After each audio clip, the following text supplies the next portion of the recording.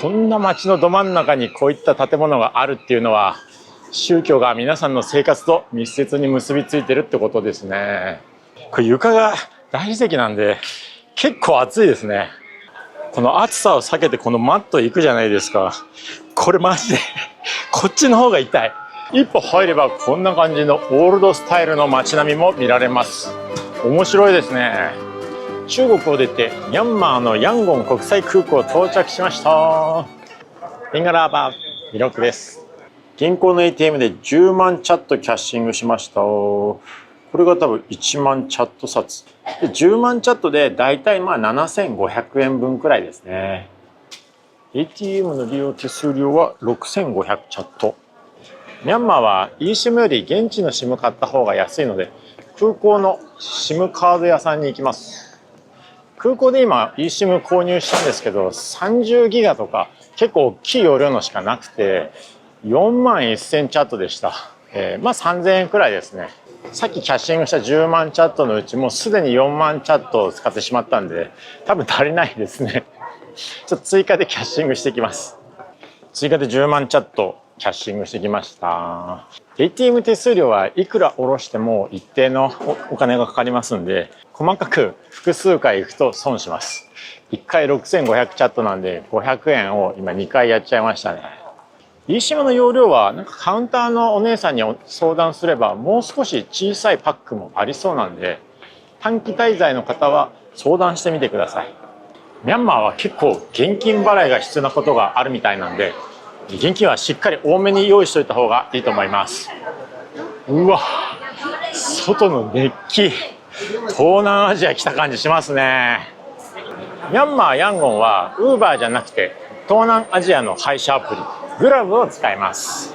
空港から街の中心地までだいたい2000円くらいみたいですね。あれ、空港前はグラブなかなか捕まらないっぽいですね。この大行列してるタクシーおじさんに相談するしかないのかな。窓を開けてアイスを食べてた無害そうなおじさんにお願いしました。メータータクシーなんで多分大丈夫でしょう。ホテル向かいます。おお、手動の窓だ。レトロ。いやー暑い。今日気温35度あります。こちらが今日のホテル、グリーンスターホテルです。Thank you。まだチェックイン時間より少し早いんで、一旦荷物置かせていただいて、ランチにしましょう。ミャンマーと聞くとまだ内戦中だとか、北の方の地方危ないなんか言われてまして、それはそれで事実かなとは思うんですけども、今回この動画では比較的安全な街に行きますので、皆さんどうか安心してミャンマーってこんな街なんだとか、こんな美味しいご飯があるんだなっていうのを楽しんでください。それでは行きましょう。ダメだ、外暑すぎて全然歩いてらんないですね。ちょっと一旦涼みに入ります。カフェあるかな。わ、なんかめちゃくちゃおしゃれなショッピングモールですね。これならカフェあるんじゃない？わあ、めちゃくちゃいい感じの吹き抜け。中もエアコン効いててとっても快適です。なんかのイベントやってる。めちゃくちゃ人いますよ。誰なんだろう。誰なんだろう。ちょっとわかりませんね。このジャンクションシティにはシンガポールとかマレーシアとかいろんな東南アジアの国の料理がたくさんありますね。日本のラーメン、一風堂もあります。カフェ寄りたいんですけどめちゃくちゃ混んでてどこも席が空いてません。いいか、だいぶ涼めたんでこのまま行っちゃいましょう。ここはトリニティ・アングリカン・チャーチ。まずは教会行きましょう。あれ、やってない。あら、閉まってますね。今日は中入れないみたいです。外からじゃ全然見えないよ。赤レンガの建物に白い三角の帽子がついててとてもかっこいいんです。これしか見られません。こことかもう立ち入り禁止になって全然お店ないんですけど、廃墟になっちゃったのかな。廃墟の隣には建築中の高層ビル、破壊と再生を繰り返してますね。まさに今発展中。さっき言ったジャンクションシティみたいな大きな建物もたくさんありますが、一歩入ればこんな感じのオールドスタイルの街並みも見られます。面白いですね。うわ、めっちゃいい感じじゃん。インドとかバングラデシュでよく見る、もうどうなってるかわけわからない電線群。いいですね。なんかそこら中サンダル屋さんだらけなんだけど、こんなにサンダル売れてんの？てか在庫ありすぎ。何屋さんだかわからないけど、めちゃくちゃ大混雑してるんで、このお店行ってみましょう。うわ、椅子がねえよ。上かな？OK。超相席スタイルで失礼します。メニューもいただきました。写真がついてていい感じですね。うわ、読めねえ。あ、大丈夫だ。英語表記もありますね。メニューの種類ありすぎてわからん。なんかこのヤンゴンにはちょっとインド風のチキンビリヤニみたいなものがあるらしいんですけど、このお店でちょっといろいろ聞いたんですけど、ここにはなさそうですね。店員さんおすすめの辛いヌードルを頼みました。きときと、コーラのお時間です。ミャンマー初。いただきます。まあ甘い、冷えてないけど甘さ控えめで炭酸も弱いな。まあ何にせよ一発目のコーラは最高です。ほうじサモサも来ましたよ。1個お願いしたつもりが3個でワンセットなのかな。いただきます。この赤いのどれくらい辛いかわかんないけど、とりあえず適当にかけて食べます。思ってたのはなんかサモサを潰したサラダがあるらしいんですけど、これ普通のサモサですね。粗挽きのお肉とか玉ねぎがめちゃくちゃ美味しいですね。店員さんの上のちょっと辛めのヌードル頼んだらめっちゃでかいんだけど、チキンの足が1本入ってて、目玉焼きかな。あとこれ何味なんでしょうね。なんか焼きそば、カレーの焼きそばみたいな感じ。いただきます。美味しそう。いただきます。めっちゃぬるい。ぬるいけどなんだろうなこれこの見た目にして意外と味薄いんだよね。何味だか分かんないけど、食べていくうちになんかどんどん美味しくなってきた。なんでしょうね。まあニンニクは入ってそうですね。あとなんか玉ねぎとかの野菜は入ってるけど、何味だかちょっと謎です。Thank you。あやたしタレ。ごちそうさまでした。いや、非常に活気のあるレストランで、料理も美味しかったです。13,800チャットだったね。安かった。すぐ近くにパゴダ、お寺がありますんで、そっちも見てからホテルに戻りましょう。わあ、なんだこれ。天井にネットのように電線が張り巡らされてます。ちょっとビデオじゃ映ってないかもしれません。こんな感じだよ。電線やばすぎるでしょ。スズキとかトヨタとか日本車もたくさんありますね。向こうはダイハツ。やっぱりトヨタが多いかな。ここはインド系のお店が多いですね。さっきのもインディアンレストランでしたね。わあ、美味しそう。さあ来た来た来た。街中に突如現れる黄金の仏塔、スーレーパゴダです。これは超街中の交差点に立ってます。黄金がビカビカしてます。周りには旧イギリス統治時代のコロニアル建築もたくさんありますね。すごいカオスだな。ちょっと今中入ってみようと思ったら、入り口の客引きのお姉さん2人がめちゃくちゃなんか言ってて、何されるか分かんないから一旦逃げてきました。お金かかるのかな。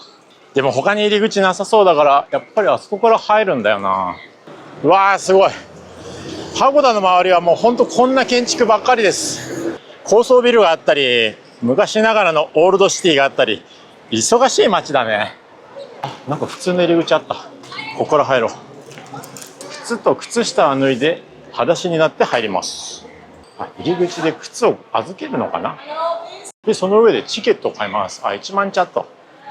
うわ、中に入ってきました。なんかおしぼりもらった。ありがてえ。金ピカすぎ。でもなんか仏様の後ろめちゃくちゃレインボーに輝いてんだけどうわー、近くで見てもすごいですね。ほんとピッカピカです。大きなパゴダの周りにはちょっと小ぶりな金の仏様が祀られてるみたいですね。うわー、足熱い、足熱い。これ床が大理石なんで結構暑いですね。めちゃくちゃピカピカでご利益ありそう。こんな街のど真ん中にこういった建物があるっていうのは、宗教が皆さんの生活と密接に結びついてるってことですね。足の裏が焼ける。この暑さを避けてこのマット行くじゃないですか。これマジでこっちの方が痛い。なんか健康足つぼマットみたいな感じで、ね、刺激が強いです。皆さん全然平気そうですね。足の裏鍛えてんのかな。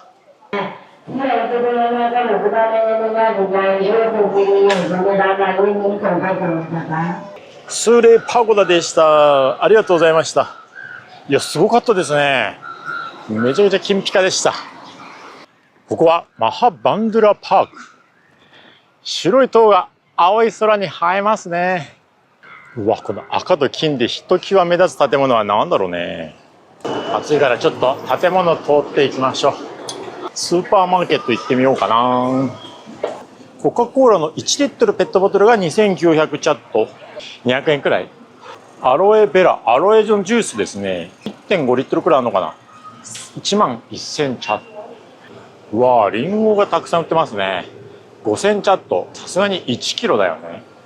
うわー、なんか違いのわからない草たちがいっぱいありますね。1パック900チャット、60円くらいかな。あれ、冷凍コーナーが全部空ですね。もしかしたら電力不足で停電になっちゃうから冷凍庫使えないのかもしれませんね。あ、いや、こっちには使えてるわ。あ、アイスいいですね。2600チャット。卵気になる。10個で4250チャット。なんかビール的なやつ、このヨマクラシックってやつがミャンマーのビールなのかな。なんか一番安くて目立つ場所にありますね。2100チャット。なんかよくあるハイネケンとかタイガービアもありますね。3250チャット。韓国のお酒もありますね。ソジュ5100チャット。あ、コーラの缶が1800チャットで売ってる。買おうかな。あー、でもさっきコーラ飲んだばっかりなんで、せっかくだからミャンマーっぽい飲み物ないかな。コーラは1本じゃ足りないですからね。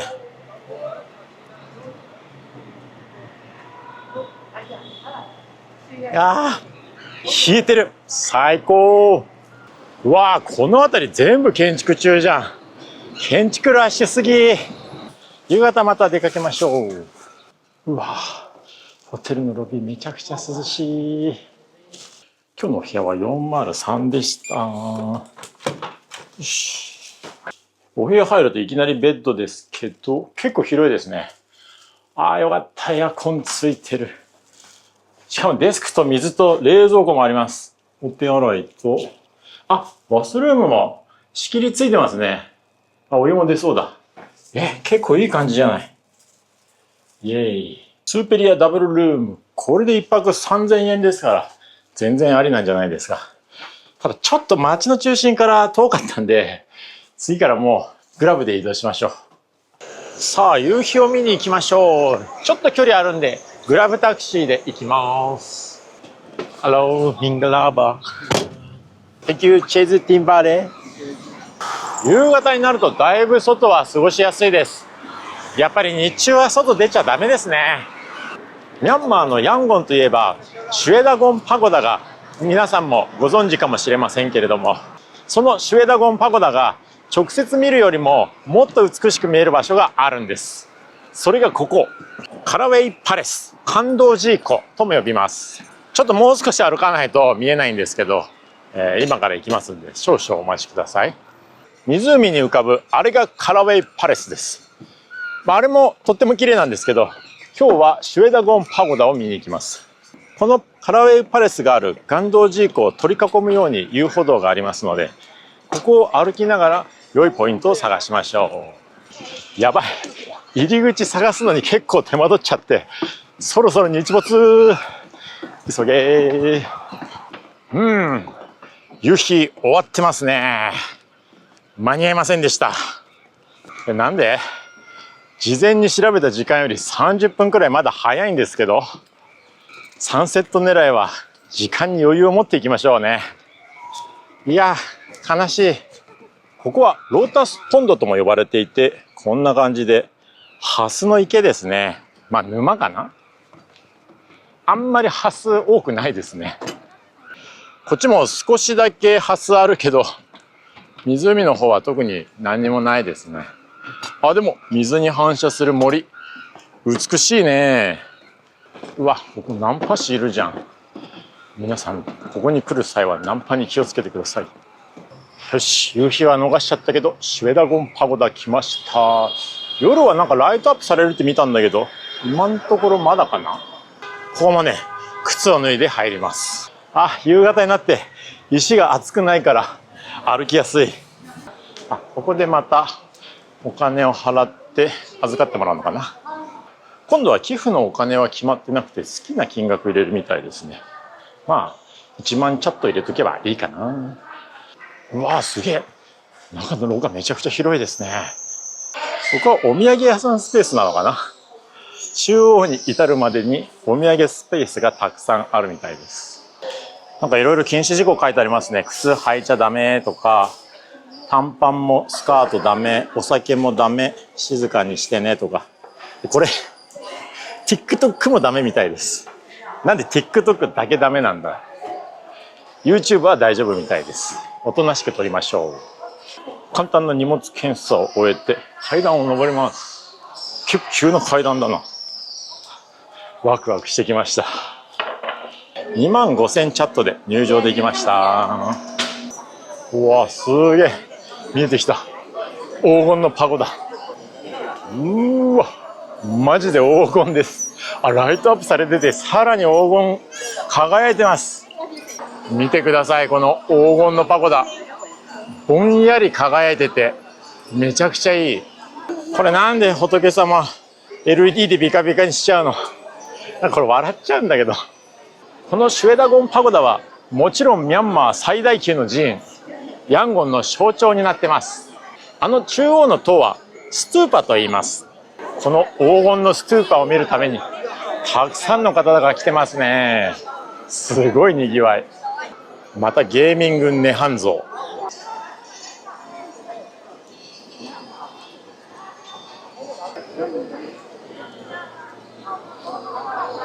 売店とかないのに敷地内に ATM あるのウケるな。お布施用か。この敷地はかなり広くて、中央の黄金のストゥーパ以外にもこんな感じできらびやかな建物がたくさんあります。白色も結構素敵なんですけどね、ライトアップされないから人はあんまり集まってこないみたいです。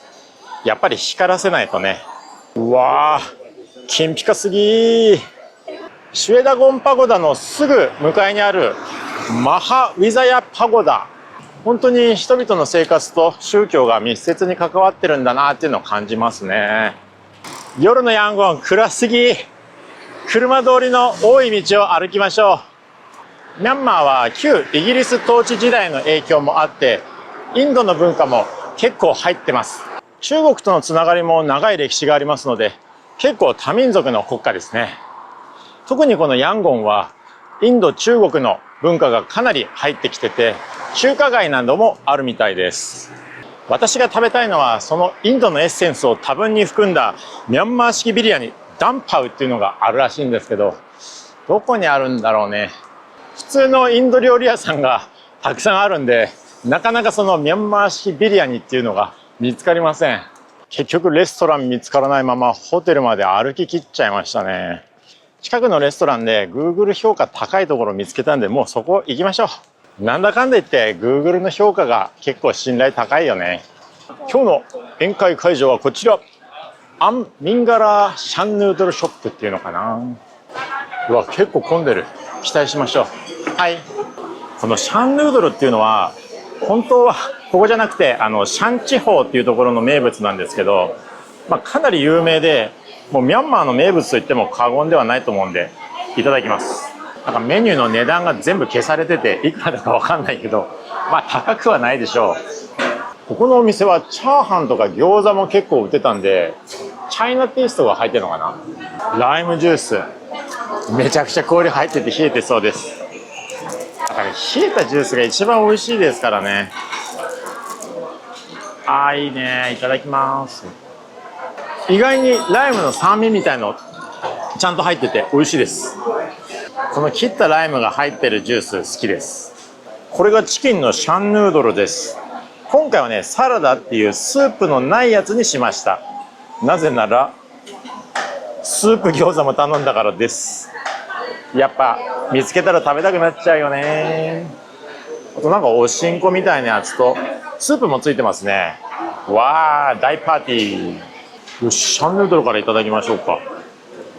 なんだろうね、この麺は結構細いんですけど、ちょっとネバっとした感じですね。いただきます。なんだろう、なんかこのそうめんのなんかネバっとした感じのやつ、別になんかヌルヌルしてるわけじゃないんですけど、なんていうのかな、もちっとしてるって感じ。表現が難しいです。美味しい。うっすらトマト系のミートソースっぽい感じもちょっとしますね。これは何だろう、酢漬けのお野菜かな。これ日本にもある気がする。なんか野沢菜漬けみたいなやつ、ちょっと苦味のある、酸味はそんなにないお漬物みたいな感じ。いいね。続いてスープダンプリング。チキンかポークか聞かれたんでポークにしたんですけど、中身のあんの話じゃなくて、なんか俺豚肉が入ってるんですね。なんか珍しいね。いただきます。中国からの名残で結局これ頼んじゃった。スープ餃子だけどワンタンの皮みたい。毎日ワンタン食べてたもんね。ここのレストラン、ホールスタッフが子供たちが働いてるんですけど、めちゃくちゃテキパキしてて英語もバッチリ使えてすごいですね。将来有望だな。ごちそうさまでした。明日は午前中少し散歩してから次の町に向かいます。それではカウンタニャバ、またね。うわ、こんなところにラーメンモンスター、ラーメン屋さんかな。これにはカタカナでラーメンの文字。ミャンマーでもラーメンって食べられてるんだ。ミンガラバン、ヒロクです。今日ももう少しヤンゴンの街を散策しましょう。朝はね、屋台のモヒンガーっていうのがあるらしいんで、それを探しましょう。全然読めないけど人がたくさんいるから寄ってみるか。この中にモヒンガーありますかね。やった、モヒンガーありますって。ここで食べましょう。あれ、注文しようとしたらモヒンガー売り切れちゃったって言われちゃった。この辺りなら屋台が結構並んでますんで、モヒンガーあるかもしれませんね。モヒンガー向こうの方に行ったらあるよって言われて今探してます。モヒンガーってなんだ。あら、まださまよってるんですけど、昨日買った SIM 繋がんなくて何にもできなくなっちゃった。何も調べられません。朝ごはん食べたら一軒お寺に行きたかったんですけど、ネット繋がんないとグラブ呼べないんだよね。なんとかならんか。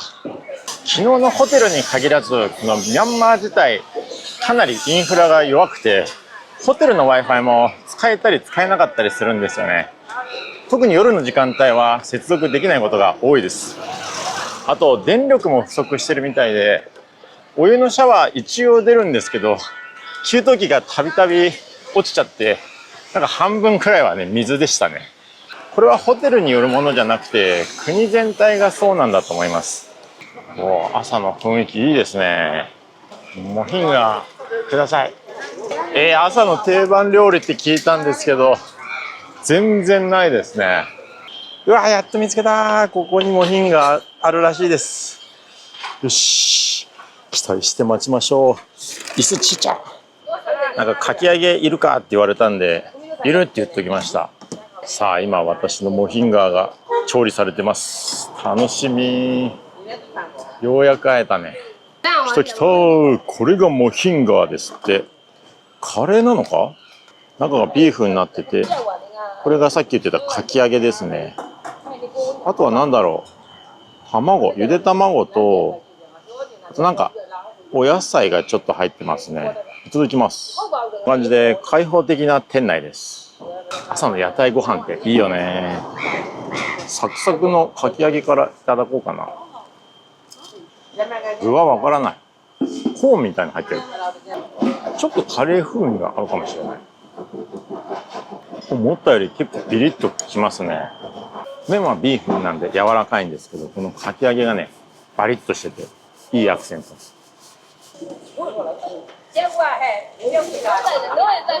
味はしっかりあるけど結構軽い感じで、朝いいと思います。あやたしたれ。Thank you。あやたしたれ。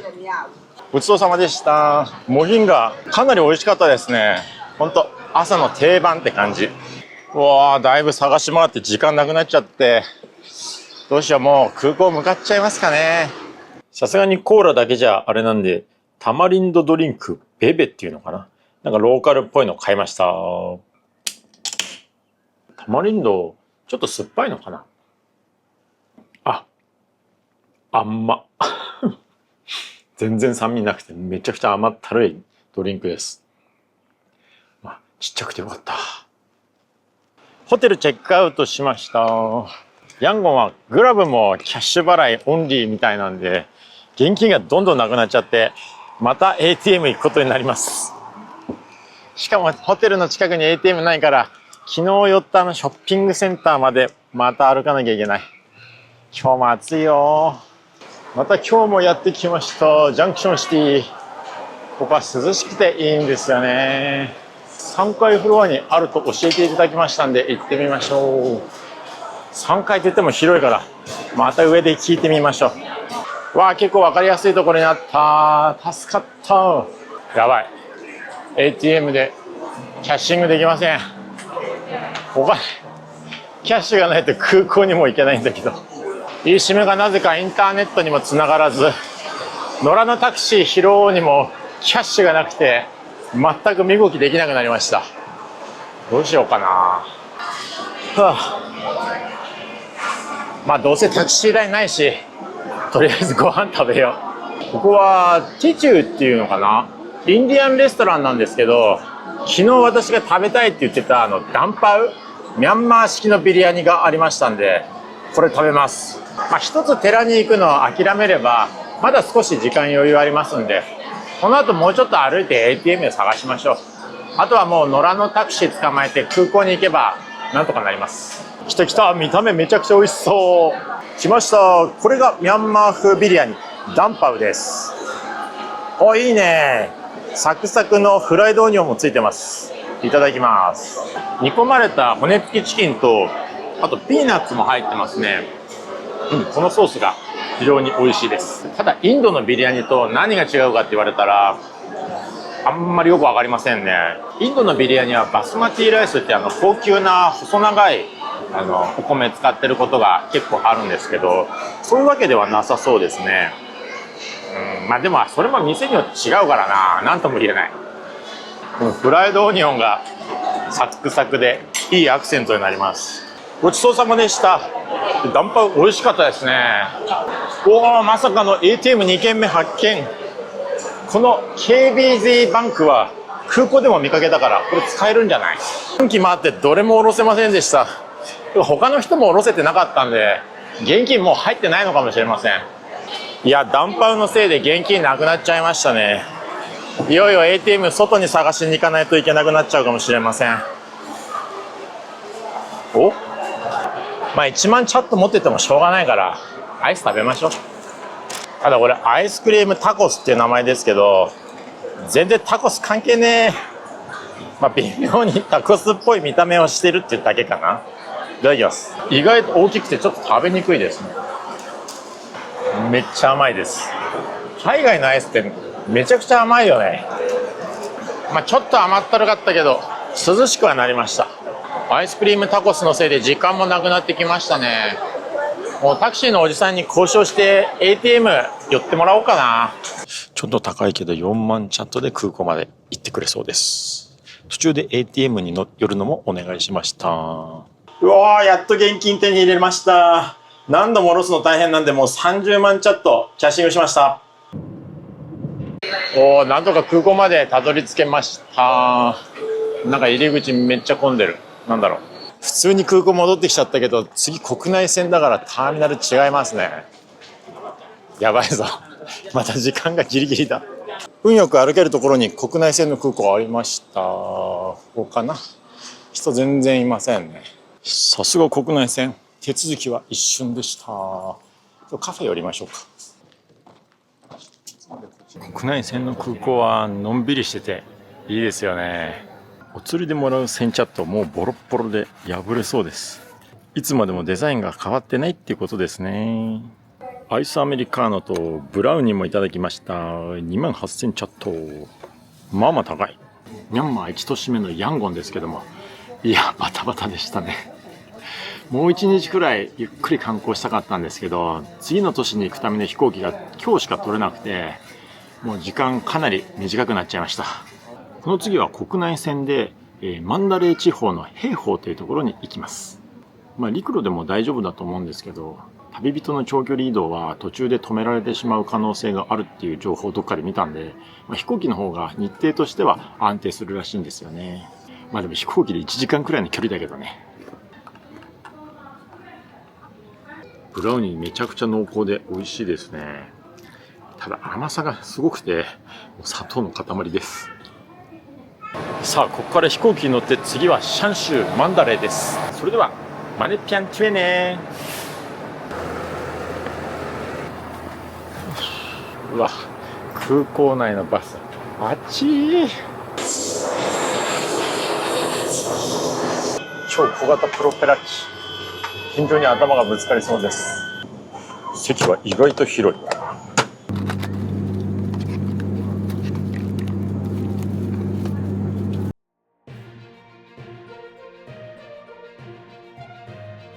あれ、ホテルに着いたけど閉まってるな。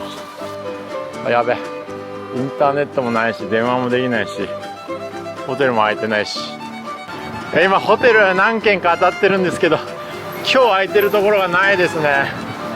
今日は何もしない日なのでご飯だけ食べに行きます。めっちゃのんびりしてていいレストランです。じゃーん、これがインレーコのお魚です。